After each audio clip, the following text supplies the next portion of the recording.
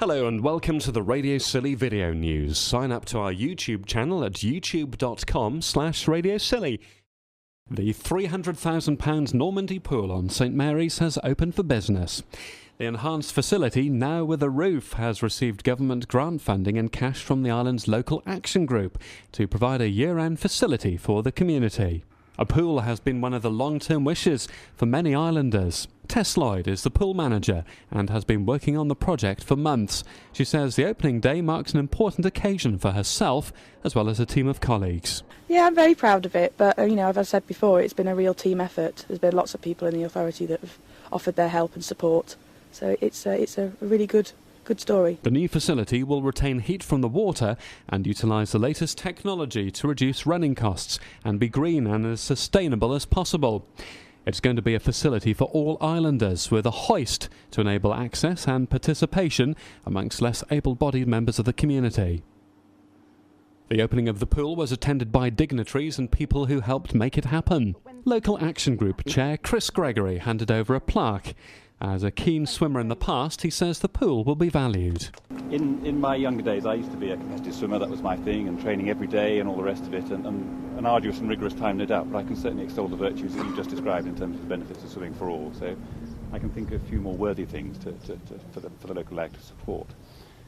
I think it's nice the way you described it as our local lag, and it's just fantastic to, they're relatively modest contributions, but to be able to make donations in the way that we do to things like this that are of such benefit to the community. So it's with very great pleasure that a rather sort of authoritarian plaque, but if I can pass you this with good luck and wishes. Thank you very much, Chris. Thank you.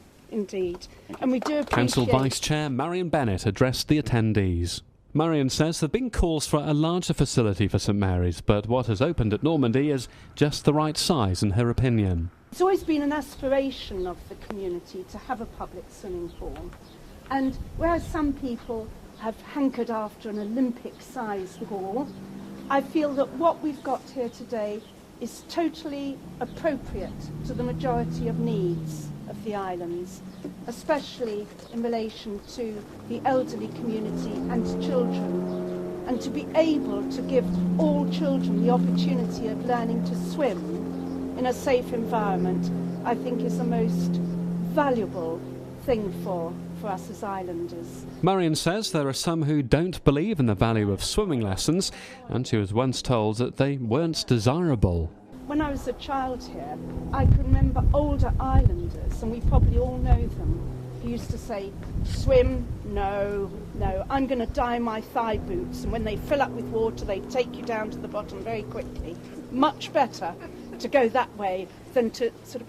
But of course, to be able to swim is such an essential attribute in these islands, where sea safety is of paramount importance. Marion cuts the ribbon to open the pool, overseen by Penny Penn-Howard, the Director of Community Services for the Council. Continue to do so on a daily basis, so thank you, Tess. It's a great pleasure for me to open the Normandy pool. Claire Lewis was the first person in the water technically as lifeguard, but the first public swimmer was Councillor Richard McCarthy, the chair of the Community Services Committee. Unfortunately, everything ground to a halt 2 hours in when swimmers had to leave the water because the pool required filtering following an incident after somebody was unwell.